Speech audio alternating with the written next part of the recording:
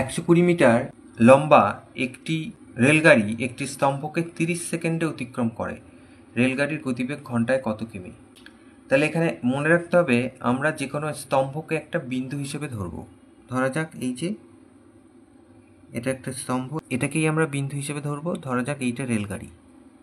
তাহলে এই রেলগাড়িটাকে যদি এই স্তম্ভকে অতিক্রম করতে হয় তাহলে তার নিজের দৈর্ঘ্য যেতে হয়, এই এতটাই যেতে হবে। তাহলে কোনো স্তম্ভকে কোনো রেলগাড়ির যদি অতিক্রম করতে হয় তাহলে তার নিজের দৈর্ঘ্য যেতে হয়। এখানে নিজের দৈর্ঘ্য দেওয়া আছে 120 মিটার, সেইটা তাহলে যায় 30 সেকেন্ডে। তাহলে 1 ঘন্টায় কতটা যায় সেটাই বার করলেই আমাদের উত্তর পাওয়া যাবে। তাহলে উল্টে লিখি, 30 সেকেন্ডে যায়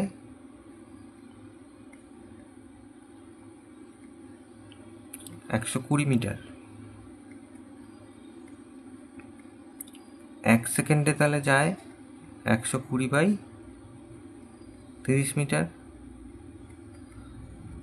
অতএব 1 ঘন্টা বা 1 ঘন্টা মানে 3600 সেকেন্ড। 3600 সেকেন্ডে যায় সমান সমান 120 তলায় 30 গুণ 3600।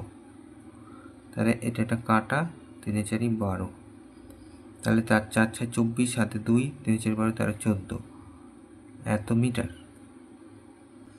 এই এত মিটারকে আমরা কিমি বানিয়ে নেবো। 1000 দিয়ে ভাগ করলে এটা 14.4 কিমি হয়ে যাবে। তাহলে অতএব রেলগাড়ির গতিবেগ ঘন্টায় 14.4 কিমি। এটা উত্তর।